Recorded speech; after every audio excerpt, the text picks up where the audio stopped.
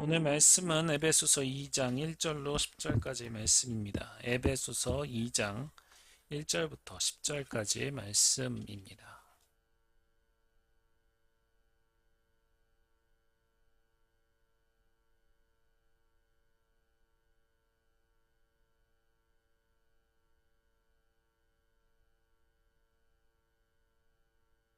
에베소서 2장 1절로 10절까지의 말씀 교독하도록 하겠습니다. 제가 먼저 봉독합니다. 그는 허물과 죄로 죽었던 너희를 살리셨도다.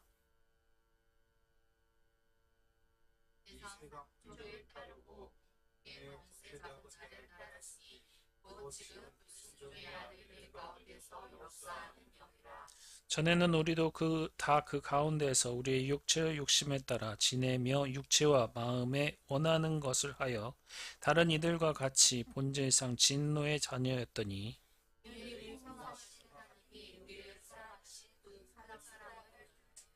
허물로 죽은 우리를 그리스도와 함께 살리셨고 너희는 은혜로 구원을 받은 것이라.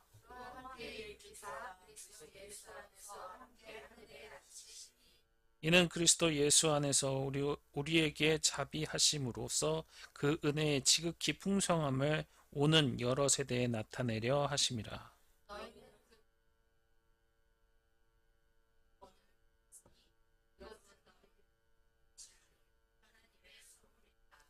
행위에서 난 것이 아니니 이는 누구든지 자랑하지 못하게 함이라.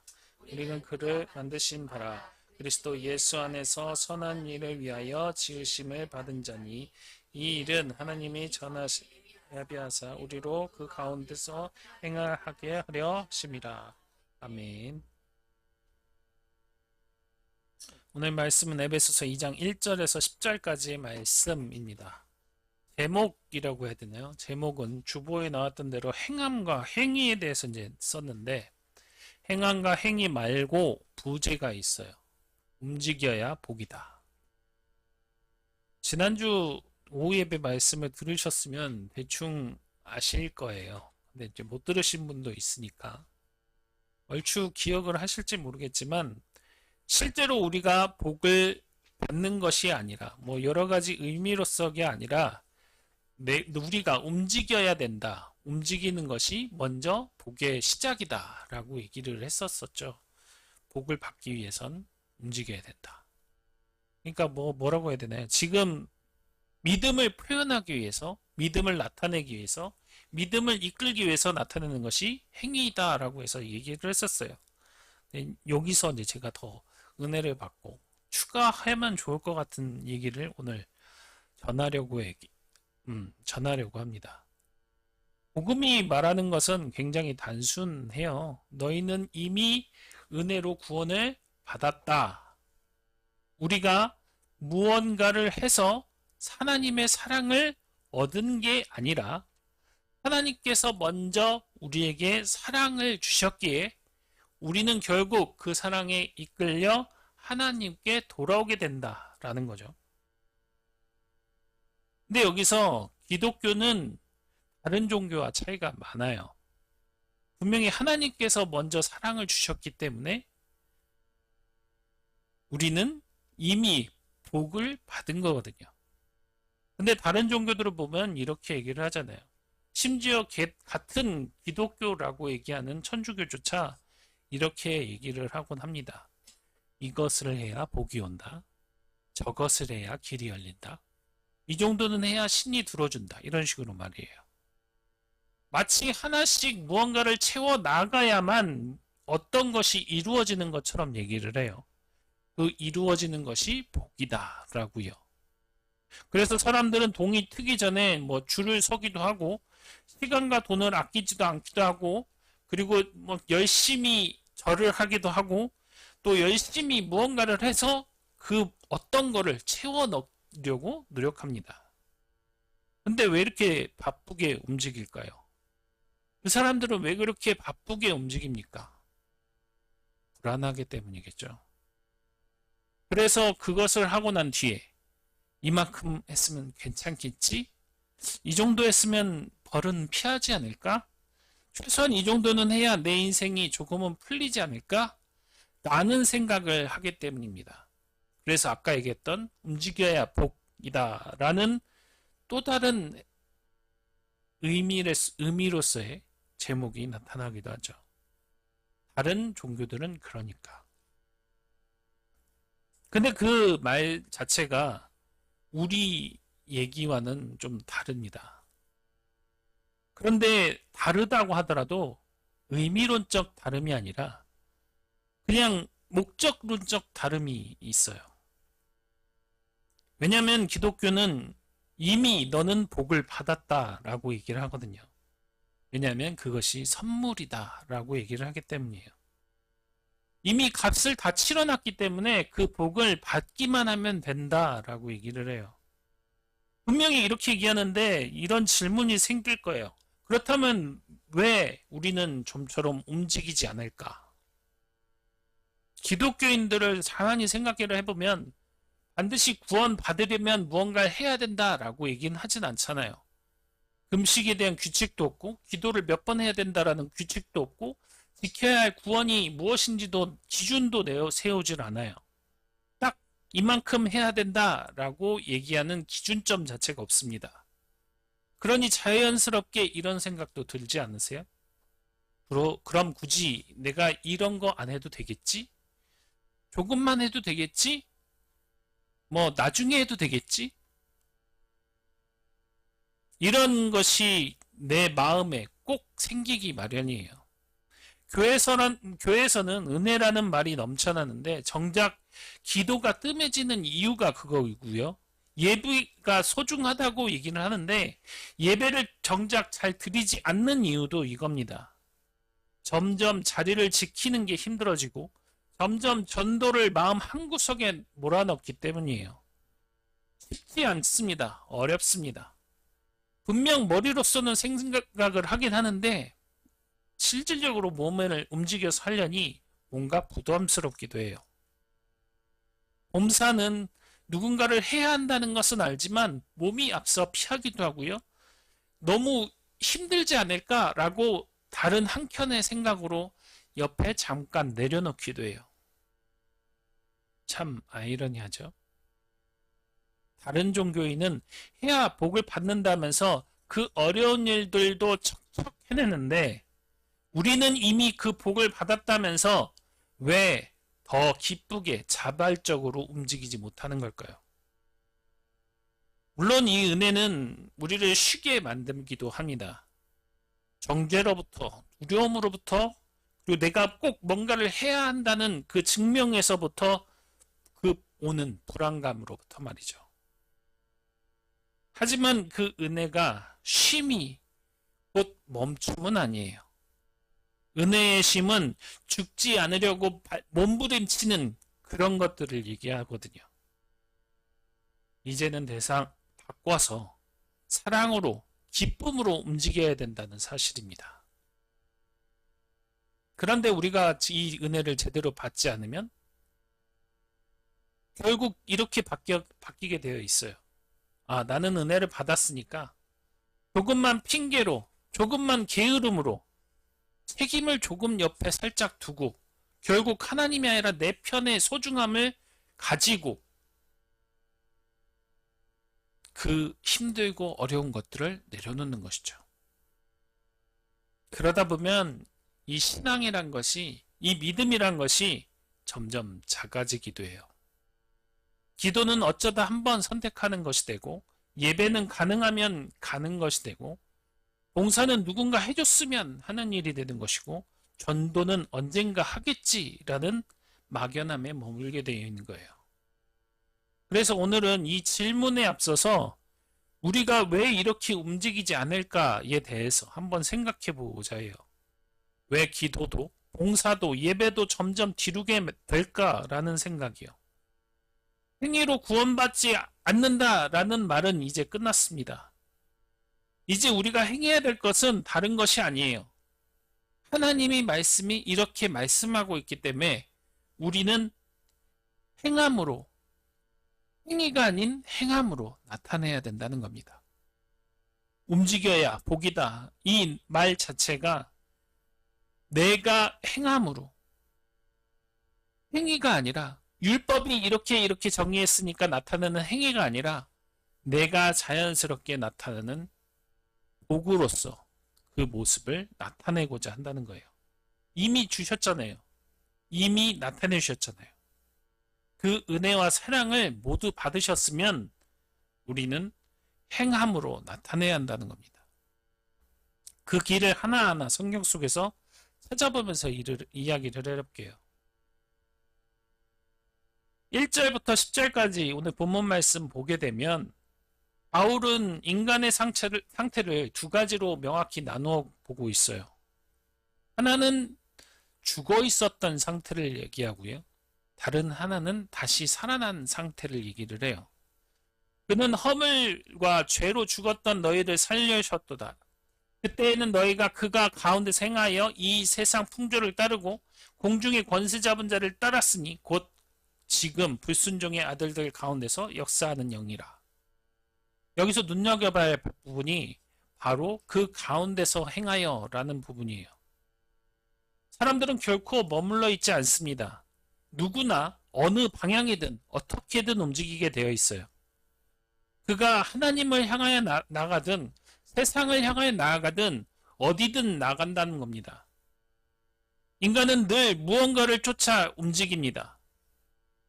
그런데 그것이 지금 불순종 아들들 가운데서 역사하는 영이라 라고 얘기를 해요. 불순종이라는 말이 나오잖아요. 이 불순종이라는 것이 단순히 명령을 거부했다라는 것이 아닙니다.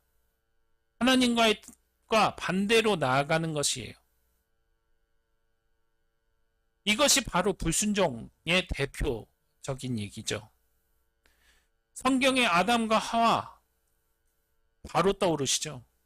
선악과 먹은 것이 바로 죄잖아요. 그런데 여기서의 본질은 어떠한 행동이 나타났느냐를 이야기를 하고 있는데 그 참 본질이 불순종이잖아요. 선악을 알게 하는 나무의 열매는 먹지 말라라고 분명히 말씀하셨는데 그 말씀에 불순종하고 이거 먹어도 괜찮겠지. 이 과일을 먹으면 지혜로워질 거야. 눈이 밝아질 거야. 라는 교만과 함께 이것을 취합니다. 불순종은 바로 교만과 함께 나타난다는 것이죠. 바로 이런 생각이 앞세워 움직여지기 때문에 이 성경 자체에서 얘기하는 것이 사망이 이 세상에 들어왔다고 얘기할 때도 불순종을 택했기 때문에 라고 얘기를 합니다. 성경에서 많은 사람들이 사울 왕도 롯의 아내도 그 위에 많은 사람들도 불순종이 먼저 그 자리에 있기 때문에 죄악이 되는 겁니다. 여기서 기억해야 될 것은 불순종은 단순히 잘못된 행동이 아니에요. 하나님의 말씀을 따르지 않는 상태예요. 그래서 바울이 에베소서 오늘 본문 가운데 강하게 이야기를 하는 거예요. 그때 너희는 가운데서 이 세상의 풍조를 따르고 공중의 권세 잡은 자를 따랐다고 말이에요. 인간은 늘 움직여요. 그것이 시간적으로 타이밍적으로 다를 뿐이지 늘 움직입니다. 그 움직임의 방향이 예수님을 만나기 전에 모두 하나님께 불순종하면서 나타나는 그 움직임과 이 세상의 육신의 흐름에 쫓아 나가는 움직임이라는 거예요. 그런데 우리에게 하나님께서 여전히 기회를 주고 계시다는 겁니다. 이제는 살 수 있도록 말이에요.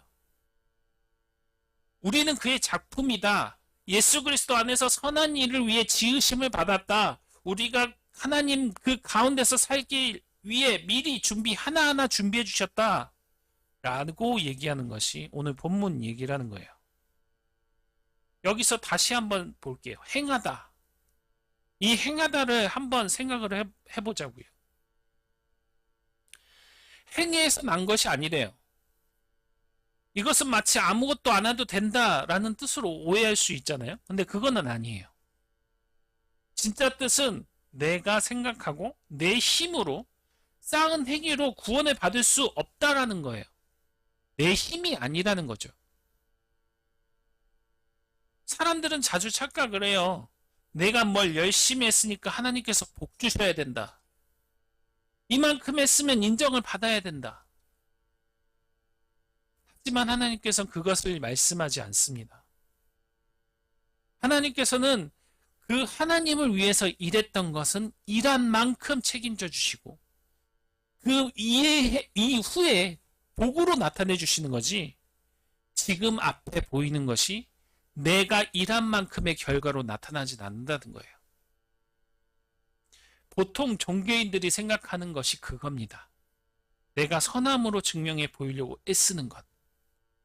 또 하나의 예를 잠깐 옆으로 놓고 예를 들 수 있는 것이, 아예 착한 사람들, 그 사람들이 당한 고난과 신경은 어떻게 설명할 겁니까? 그들은 아무것도 하지 않았고 아무것도 못한 상황이었어요. 특히 어린아이들 같은 경우. 그거에 대한 설명은 그 누구도 할 수가 없어요. 오히려 기독교를 비판하는 용도로 사용할지 몰라도 그거에 대한 정확한 설명을 하지 못합니다. 그럼 그냥 그들은 죽었나? 라고 얘기하면서요. 아니요. 그들은 그들을 나름대로 사용되었고 그에 대한 복을 받을 거라는 겁니다. 명확하게 하나님을 믿었다면 말이에요. 그런 인간들이 만들어낸 행위, 생각일 뿐이에요. 행위에서 나타나는 것이 아니라는 것 자체가, 그런 모습에서 나타나는 것이 아니라 하나님 이전에 예비한 모든 것 가운데 행하게 하려는 것이에요. 행위의 출처가 내가 아니라는 것이죠. 하나님께서 만들어주신 것, 하나님께서 준비하신 길을 따라 움직이는 것, that's 순종이라는 겁니다. 순종은 결코 마음의 결단만 얘기하는 게 아니에요. 실제로 순종은 발걸음을 옮기는 행동이잖아요. 무엇을 말씀하고 있다라고 얘기한다면 그것에 대해서 움직이는 것이잖아요. 그것이 바로 순종이잖아요. 하나님은 우리를 가만히 있으라고 얘기하지 않으셨어요. 구원하신다고 얘기하시면서 무엇을 해라? 어떤 것을 해라? 새로운 움직임을 주셨다는 거예요. 그 움직임이 뭐라고요? 기도하는 것, 예배하는 것, 사랑하는 것, 섬기는 것, 복음 전파하는 것. 이런 것이 바로 움직임의 모습이에요. 우리는 한때 이 세상의 흐름을 쫓아 움직였지만 이제는 하나님이 미리 준비하신 길을 조용히 그리고 확실하게 걷는 사람이 되어야 한다는 겁니다. 선한 일을 위해 지음받은 사람이라는 것 자체가 이 5가지 안에 포함되지 않으면 그건 선한 길이 아니에요. 그 길이 예비되어 있고 그 길로 나아간다면 그것이 선한 일을 위해서 지음받은 사람이라는 거예요. 에베소서 2장을 계속 읽다 보면 정말 강조하고 싶은 사실이 하나 더 떠오르기도 해요. 아까 얘기했었던 건데, 살아 숨쉬는 사람이라면 잘못 이해할 땐 그 자리에서 멈춰버리는 것. 이것을 한 번 더 생각을 해보자고요. 구원은 은혜로 받는 것이 아니라, 행위로 받는 것이 아니라 하나님께서 주신 그 은혜로 받는 것이라고 얘기했잖아요. 그렇다면 굳이 무언가를 할 필요 없다? 아니에요. 내가 이렇게 가만히 생각을 해보면 신앙이 조금씩 변한다는 것을 느낄 거예요. 뭐 그것도 안 하게 된다면. 기도는 가능하면 하게 되는 것이 아니고, 예배는 시간이 된다고 하는 게 아니고, 봉사는 누군가를 위해서 내 마음에 그냥 즐겁기만 하면 된다는 게 아니고, 전도는 시간 나면 마음만 있으면 된다고 여기지는 그런 게 아니라는 거예요. 겉으로 보면은 마치 이런 게 평안하고 편안한 신앙생활일지도 모르겠습니다. 하지만 성경에서는 결코 편안한 신앙을 이야기하지 않아요. 오히려 이것을 불순종이라고 얘기한다는 겁니다. 그래서 2장 2절 말씀에 이렇게 기록되어 있죠. 불순종의 아들들에 대해서. 이 불순종의 아들들이 아까 앞에서 이야기했던 거를 그대로 얘기했을 때 나쁜 행동을 하는 사람들이 아닙니다. 불순종이라는 것 자체가 하나님의 말씀에 따라 움직이지 않는 자들을 얘기를 해요. 머물러 있는 상태를 그 자체를 얘기하는 거예요. 그래서 불순종은 두 가지 얼굴로 나타나요.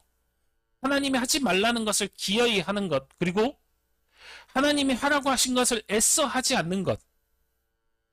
사실 많은 사람들이 이 두 가지를 잘 떠올리기 쉽지 않아 합니다. 특히 두 번째를요. 그냥 말씀만 안 들으면 된다. 그것이 불순종이라고 착각을 해요. 하지만 이것은 불순종이 두 가지라는 것이죠. 아까 말씀드렸죠. 기도하라, 예배하라, 사랑하라, 서로 섬기라, 복음을 전하라. 이것은 선택사항이 아니에요. 하나님께 예수님의 그리스도의 피를 받은 사람들이라면 모두 해야 돼요. 그래서 저는 이번 그 부활절 끝나면 전도 대회를 할 예정이에요. 매주 금요일마다 나오셔서 전도할 수 있도록. 지금은 좀 바쁘니까 나중에 시간이 되면 하자 이런 것을 해야 될 게 아니에요. 미루다 보면 그 믿음, 그 신앙 자체가 흐려진다니까요. 기도하지 않게 되면 섬기지 않게 된다니까요. 복음을 말하지 않게 되면 예수님의 중심의 삶의 예배가 밀려나게 된다면 우리의 삶의 은혜는 그냥 흐지부지하게 넘어가요. 나는 은혜로 구원받았으니까 괜찮아 라는 말이 우리한테 적용되지 않을 수도 있다는 거예요. 이 은혜라는 게 아주 작은 것으로부터 오해가 시작될 수도 있어요. 은혜란 것은 사람을 멈추지 않습니다. 오히려 사람을 일으킨다는 거예요. 진짜 은혜를 알게 되면 이 기쁜 마음을, 이 감동의 마음을 기도하지 않고는 견딜 수가 없어요. 예배하지 않고서는 굉장히 허전하고 복음을 전하지 않고서는 가만히 있을 수가 없습니다. 사랑을 표현하지 않는다면, 섬기지 않는다면 그런 것은 의미가 없어요. 그래서 드는 생각이, 저는 이 은혜라는 게 소진되지 않나? 근데 그건 또 아닌 것 같아요. 그러면 우리가 은혜가 망각을 하고 있는 건가? 하나님께 받은 은혜를 자꾸 잊어버리나? 그런 생각이요.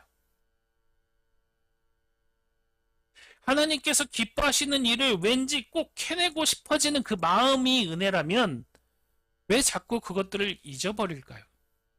왜 자꾸 그 은혜에 대한 것을 까먹게 될까요? 왜냐하면 은혜는 단순한 교리 같은 게 아니라 실제로 나한테 부어지는 것이기 때문에 그래요. 그렇기 때문에 로마서 12장 11절 말씀 다 같이 한번 읽도록 할게요. 로마서 12장 11절 말씀 시작. 부지런하여 게으르지 말고 열심히 품고 주를 섬기라.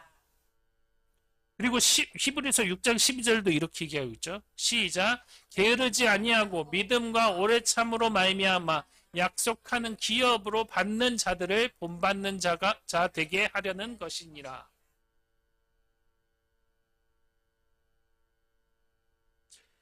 성경에서 얘기하는 그 신앙, 믿음의 삶은 결코 가만히 머무는 것이 아니에요.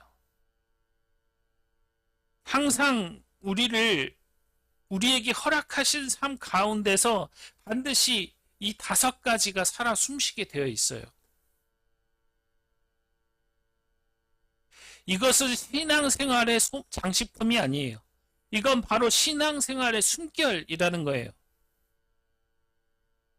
기도하지 않으면 숨을 쉰다고 하지 못한다고 얘기하잖아요. 예배하지 않으면 내 삶이 흐트러진다고 얘기하잖아요. 봉사하지 않으면 사랑이 깊어지지 않는데요. 전도하지 않으면 복음을 멈추어져 가지고 내 삶이 아니래요. 순종하지 않으면 하나님과의 관계가 멀어진다는 겁니다.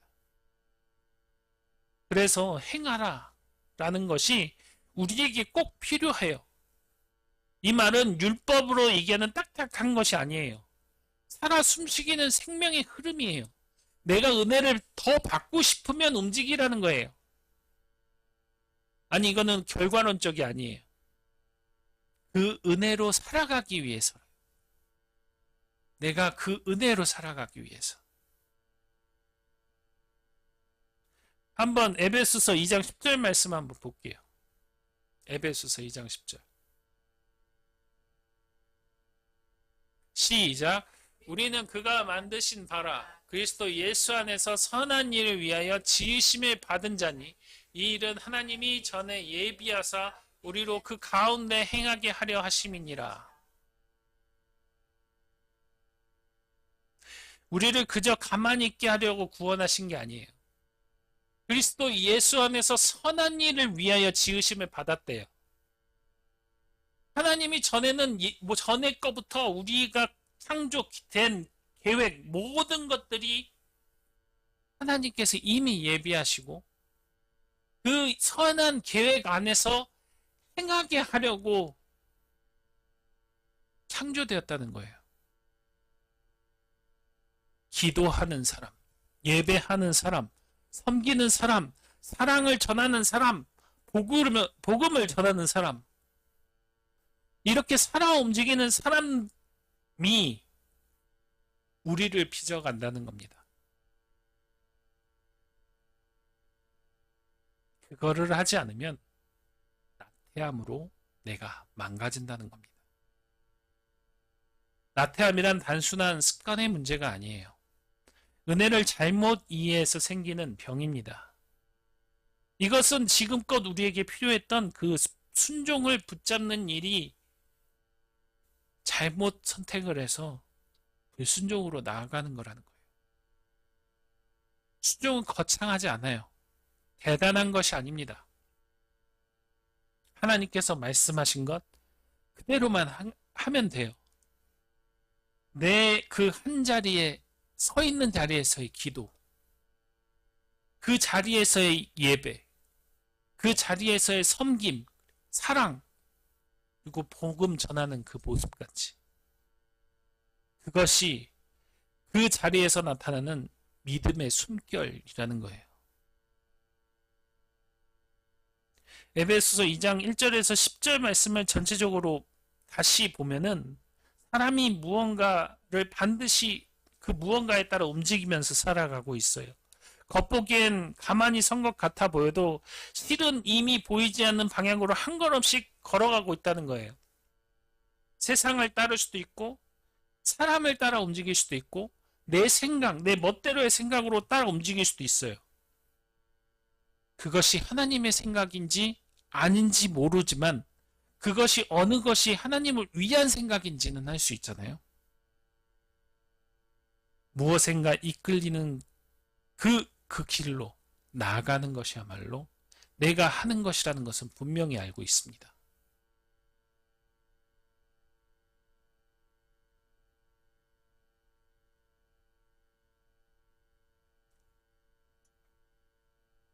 세상에 이끌려가는 삶. 하나님이 미리 준비해 주신 그 길을 따라가는 삶. 이것을 얘기할 때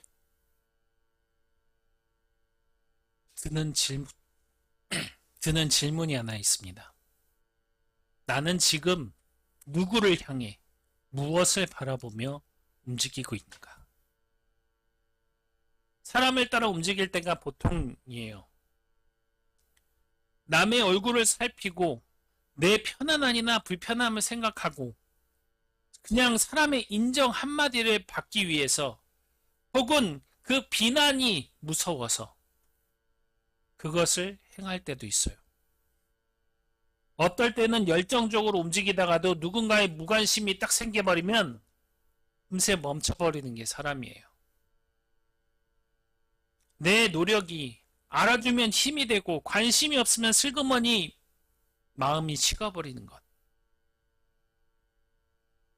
저도 과거에 이랬었던 적이 분명히 있습니다.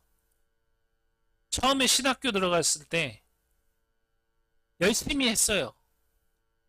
아버지나 어머니가 굉장히 칭찬을 많이 해주셔서 너무나도 즐거웠습니다. 그러나 잠시 잠깐의 눈을 떼자 그 마음이 금세 식어버리더라고요. 그래서 다 놓게 되었습니다. 그랬더니 그 이후의 일들은 너무나도 다 귀찮아져 버려요. 너무나도 다 의미 없어져 버려요. 그래서 놓았습니다. 어찌됐든 이 길이 내 길이었는지 나중에 다시 돌아오기는 했지만 그때 당시의 모습은 너무나도 의미가 없었습니다. 그래서 예수님도 이런 경고를 하셨나 봐요. 마태복음 6장 1절 말씀이에요. 사람에게 아니 바로 그거 다음 네 이거요. 시작. 사람에게 보이려고 그들 앞에서 의를 행하지 않도록 주의하라. 아니하면 하늘에 계신 너희 아버지께 상 받지 못하니라. 사람만 보고 움직인다는 것은 이런 거예요. 그 신앙은 오래가지 못해요. 사람은 언제든지 바뀔 수 있는 사람들이니까요. 방금 전까지 칭찬했던 사람들이 도리어 비판을 해요. 등을 돌려서 비난을 합니다.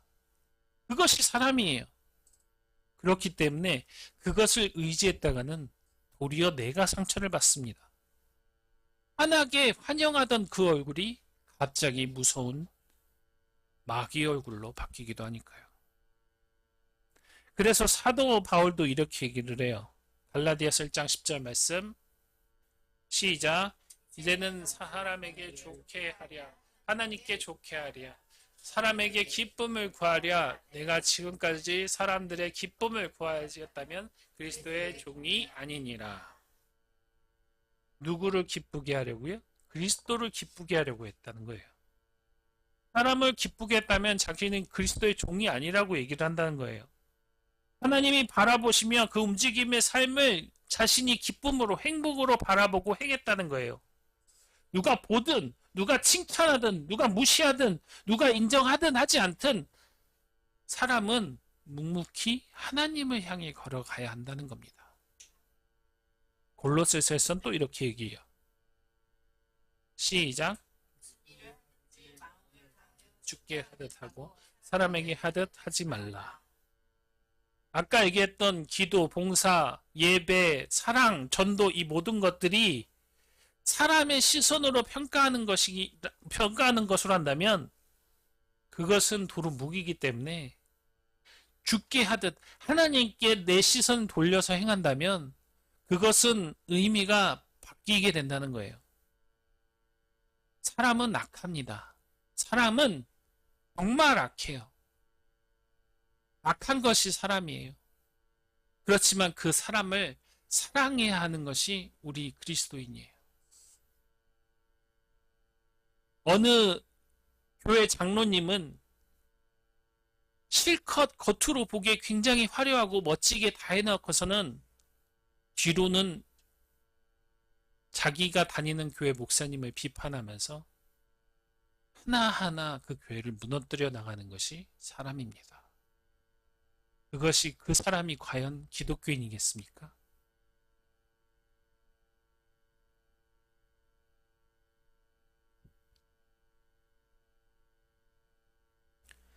그래서 히브리서는 이렇게 얘기를 해요.